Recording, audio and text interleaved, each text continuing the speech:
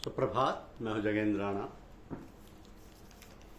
आज की हमारी आध्यात्मिक चर्चा का विषय है आत्मज्ञान की प्राप्ति।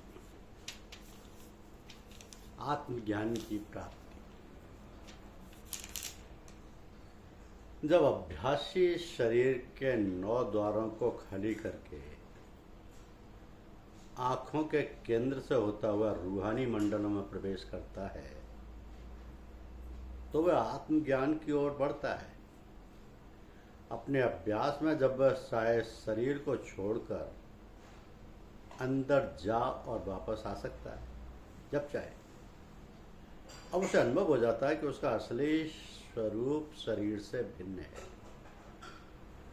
तो शरीर के आवरण को तो वह जब चाहे उतार सकता है और जब चाहे धारण कर सकता है। कबीर इसे अपने आप को और पराये को पहचानने की अवस्था कहती है। तो प्रभु से मिलाप प्राप्त करने की ये पहली सीढ़ी है। कबीर सोच विचारिया दूजा कोई नाय, आपा पर जब चीनिया तब उलट समाना माई। परंतु सच्चा आत्म साक्षात्कार अथवा अपने आप का ज्ञान त्रिकुटी में पहुंचकर मन के आवरण को दूर करने पर होता है। अब मन का केंद्र तथा उद्गम स्थान त्रिकुटी या ब्रह्म का स्थान है।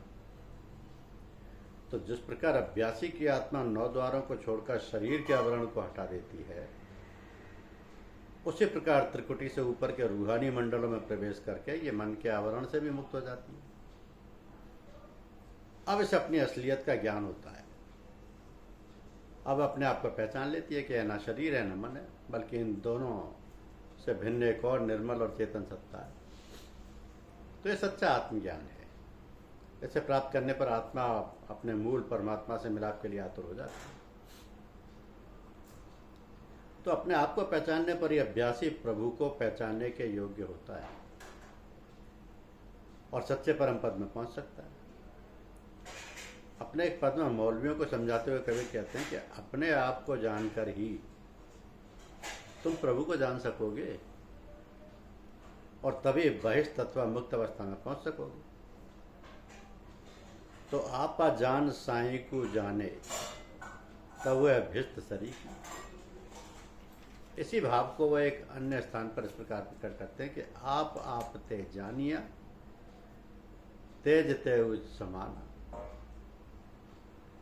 आत्मा रूपी ज्योति के उस परम ज्योति परमात्मा में समाने की अवस्था आत्मज्ञान के बाद प्राप्त होती है। तो यह ज्ञान अथवा अनुभव शब्द के अभ्यास द्वारा ही होता है। गुरु अमरदास जी समझाते हैं कि जो लोग अपने आप को नहीं पहचानते वह कूड़ अर्थात संसार के नाशवान पदार्थों को महत्व देते रहते हैं, कूड़े को, और अंत समय में यम के हाथों दुख उठाते हैं। परंतु जो शब्द का अभ्यास करके अंतर में अपने आप को पहचान लेते हैं वे प्रभु से मिलाप कर सकने की योग्यता प्राप्त करते हैं। कि आपना आप न पछाण ही संतत कूड़े करे बड़ियाई, पाखंडी कीने जम नहीं छोड़े ले जासी पात गवाई। जिन अंतर शब्द आप पछाड़े गतमित तीन ही पाई। तो संतों के अनुसार मनुष्य शब्द का रस या स्वाद प्राप्त करके ही अपने आप को पहचान सकता है। शब्द साधु जाने ही ता आप पछाण, मुक्ता सोई जय आपा पर चीने। आत्म साक्षात्कार की अवस्था का वर्णन करते हुए कबीर समझाते हैं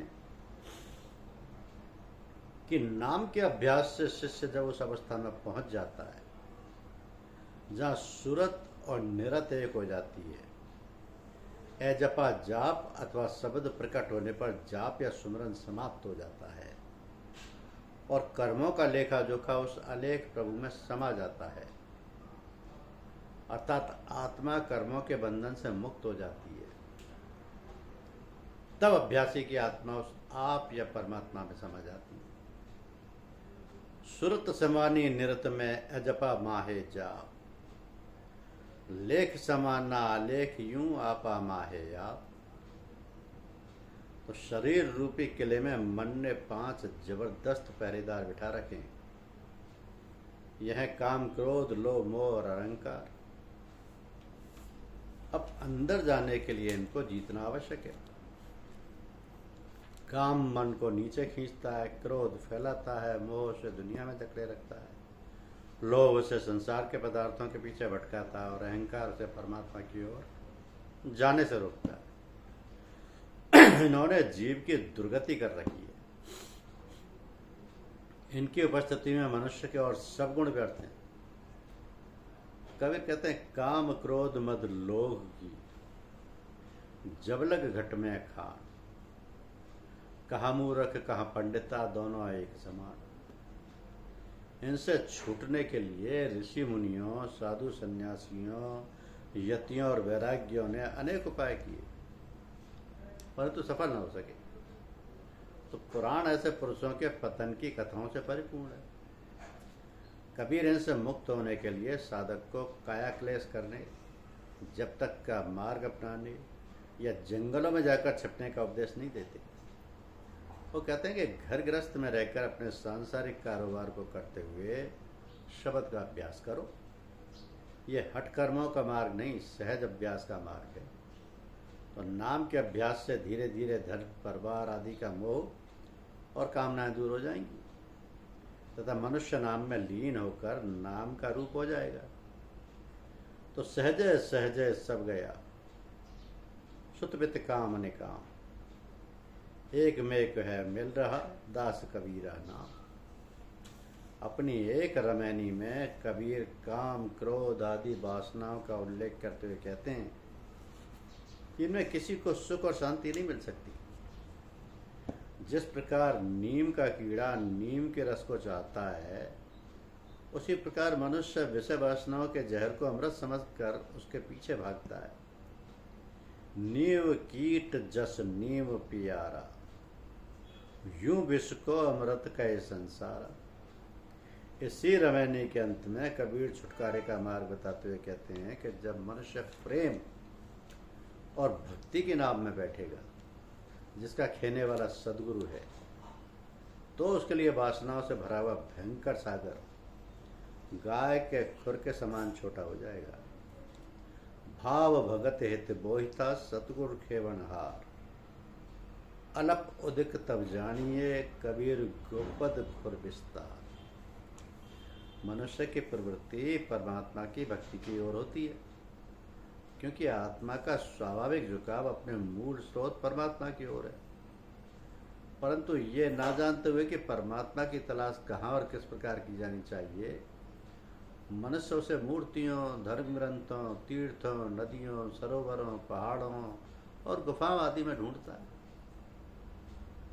वो अपने हाथ से ईंट पत्थरों की इमारतें खड़ी करके उन्हें परमात्मा के रहने का स्थान मान लेता है। उसे पाने के लिए वो रंग बिरंगे भेष धारण करता है, छापे तिलक आदि लगाता है, माला फेरता है, दान पुण्य करता है और जब तक संयम आदि कठिन साधनों को अपनाता है।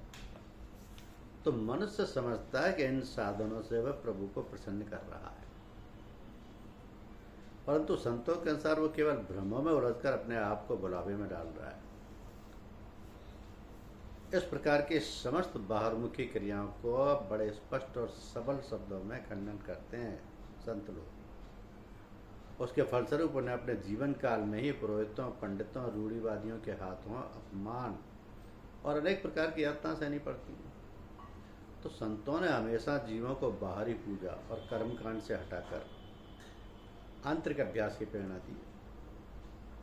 शरीयत और कर्मकांड का खोखलापन प्रकट करने के कारण मंसूर और सरमद, नामदेव, गुरु रविदास और नानक गुरुदेव, गुरु अर्जुन देव तथा अन्य गुरु साहेब और दादू, मीरा, पलटू आदि संतों को कबीर के समान ही समाज के हाथों असहनीय यातना सहनी पड़ी।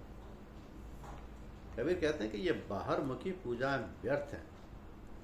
सच्ची आराधना संत की सेवा है और सच्ची पूजा सच्चे नाम का अभ्यास है। पाहन पानी पूज के सेवा जासी बात, सेवा कीजे साध की सत्य नाम कर याद। तो जड़ पदार्थ मनुष्य के प्रेम के बदले में उसे प्रेम नहीं दे सकते। और ना ही वे अभ्यासी को आंतरिक मंडलों में ले जा सकते हैं। कोई भी कलाकार एक मूर्ति बनाकर उसमें प्रभु को बंद नहीं कर सकता।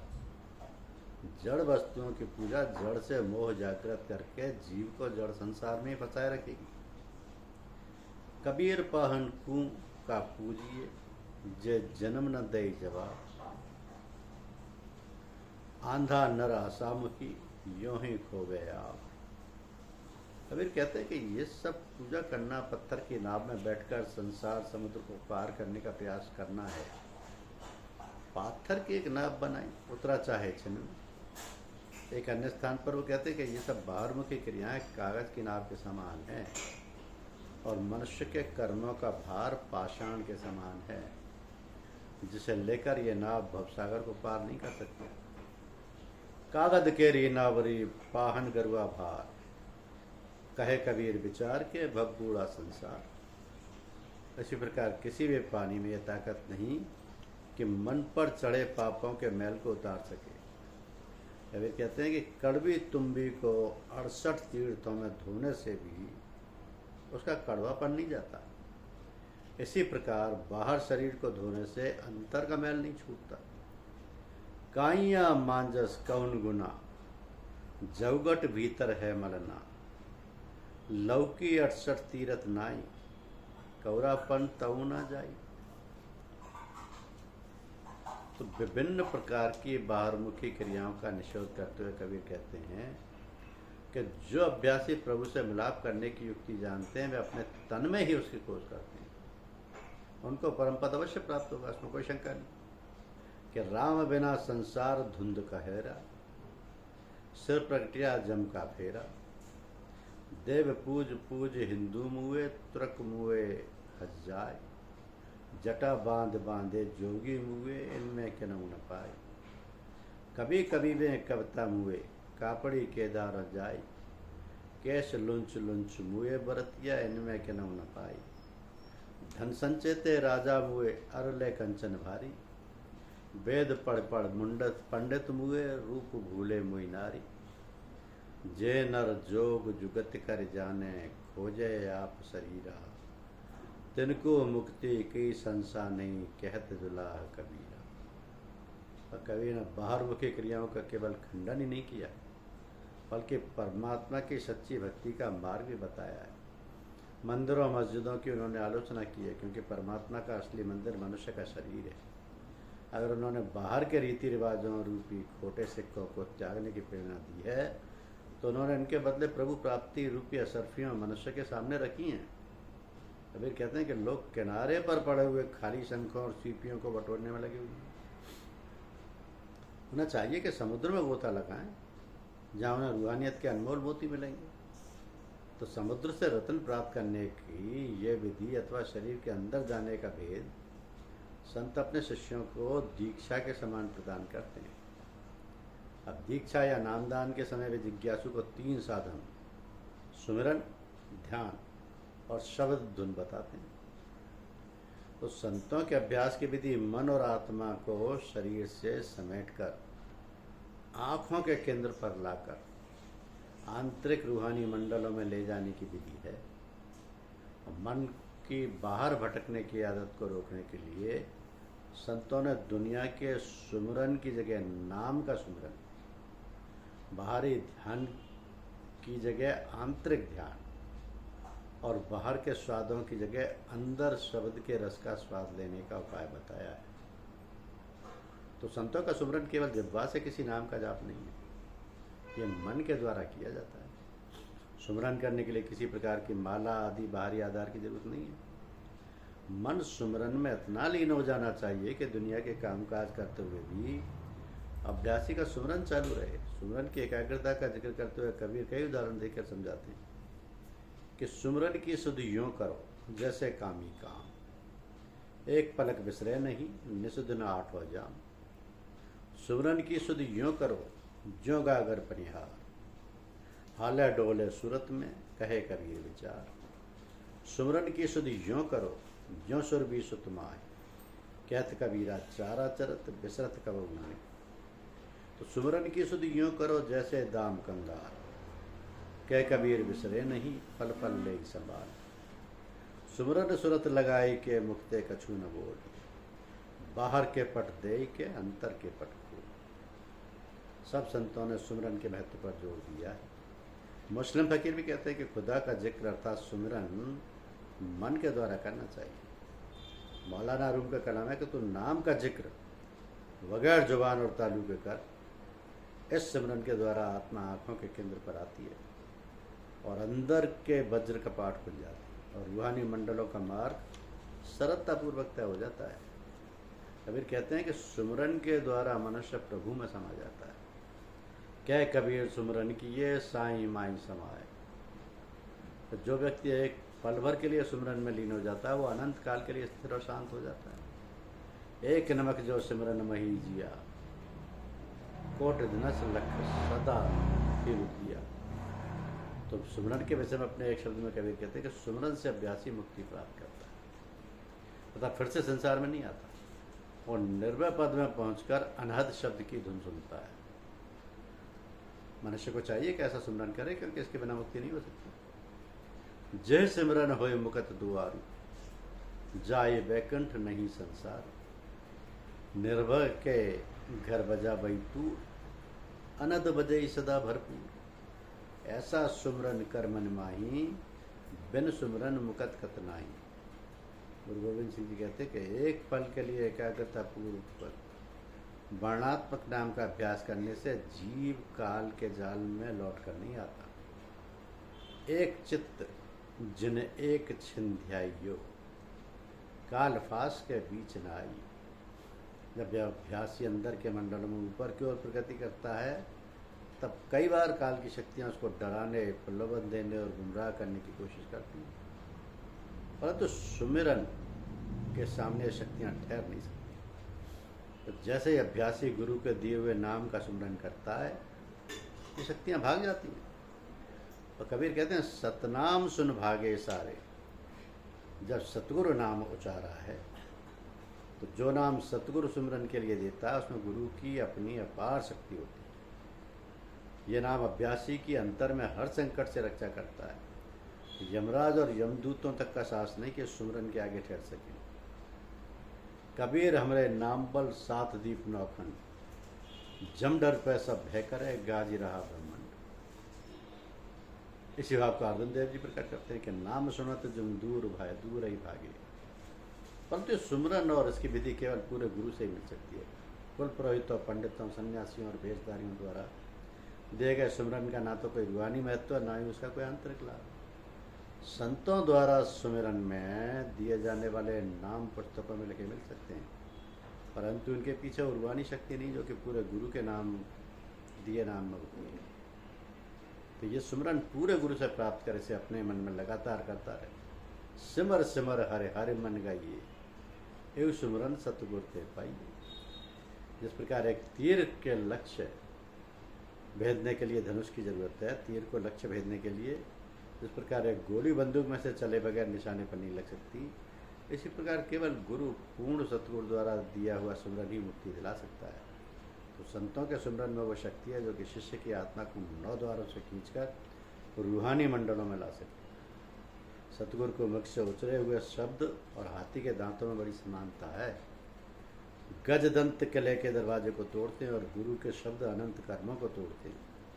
हाथी के बिना दांत किले के द्वार नहीं तोड़ सकते, उनसे केवल स्त्रियों के हाथों के चूड़ियाँ और खिलौने ही सब बन सकते हैं।